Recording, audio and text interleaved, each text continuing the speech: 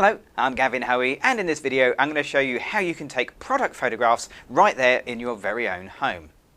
Now, photography is all about lighting, and product photography is no different. So for the lighting in this video, we're going to use these two lamps here. Now this is the tabletop kit from Mick & Sue. You can find out more details about them from their website at www.smick.co.uk. Now, with the lighting on this, I've gone with the 105 watt continuous lighting bulb. It's a great big bulb. It kicks out about 500 watts of normal light, just over. So with two of those, we've got just over 1,000 watts of light.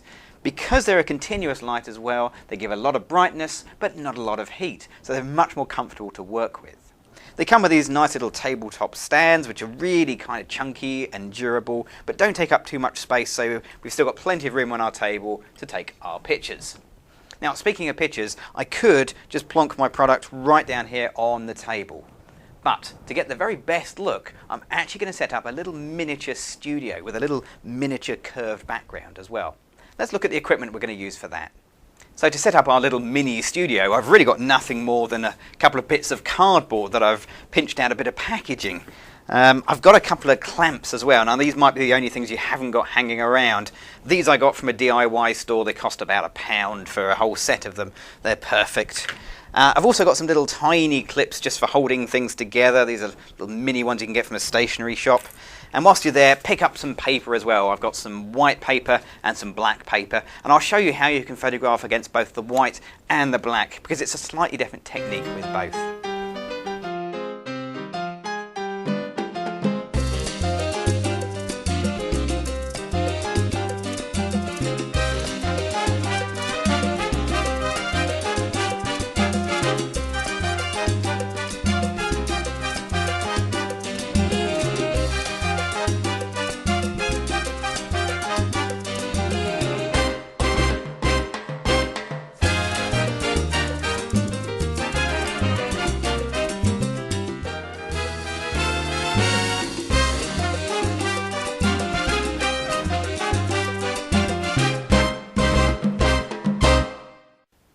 So with my background set up and my product in place, I'm ready to start taking the pictures. But hold on a second, you need to set your camera up for the best possible quality of photograph. So let's just run through the settings you're going to be using.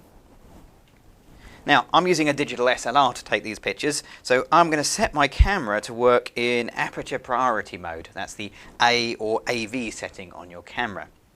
I'm going to set an aperture of f8.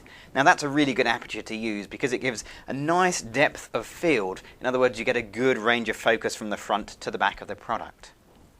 I'm also going to set my ISO to a nice low number. 100 ISO should give me the best quality. But as a result, I need to watch the shutter speed. Now, even with 1,000 watts of light hitting our product, it's still possible to get a very low shutter speed. So if you're hand holding, make sure your shutter speed doesn't drop so low that you end up with camera shake. Anything below a 50th of a second and you could be in trouble. Better still is to pop your camera on a tripod. That way you don't have any worries about camera shake at all. Now we also have to think about the background as well. Because we're using the pure white background, it tends to make your camera get a little confused. It'll try and make this pure white a sort of grey colour, and the end result is normally an image that's a little bit underexposed. So to get this right in camera, I'm going to dial in a stop to a stop and a half of exposure compensation. Okay, let's turn the lights on and start taking some pictures.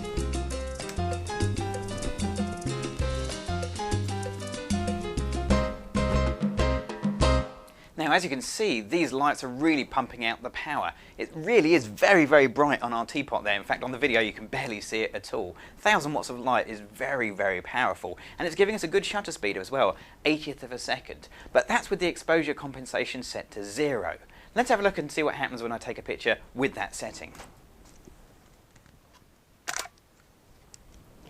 Okay, so as you can see, it's really dark, it's underexposed, the white background has gone, well, a bit of a muddy grey colour.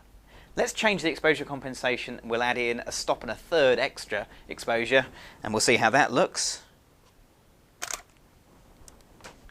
Now, as you can see, this time it's a much cleaner, whiter background, and it looks so much better. course, it's not absolutely perfect. We are getting a little bit of shadows coming either side of the teapot. And that's caused because we're using just the bare bulbs on our little tabletop lighting setup here. Now, we could get around that by using one of the Mick & lighting cubes, and we'll look at that in another video. Or you could get around it by changing the background colour to black. And that's what we're going to do next.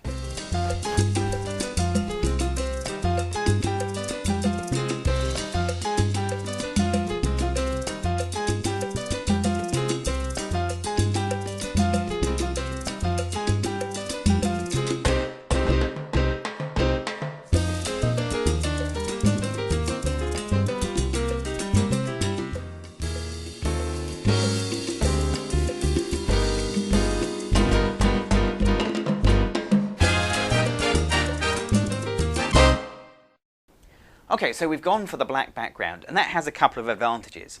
The first one is those shadows. Those shadows are no longer a problem because you had dark shadows, dark background. Well, you can figure that out for yourself. That works really well. Secondly, we don't have that white background confusing the camera's meter.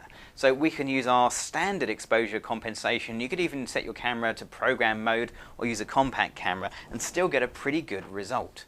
One little word of warning though, if you are photographing a dark object against a dark background, you may run into exactly the same problems but reversed than you had with the white background, in as much as you get a picture that's just too light. But black backgrounds are generally much easier to work with. Okay, let's take a picture and see the result.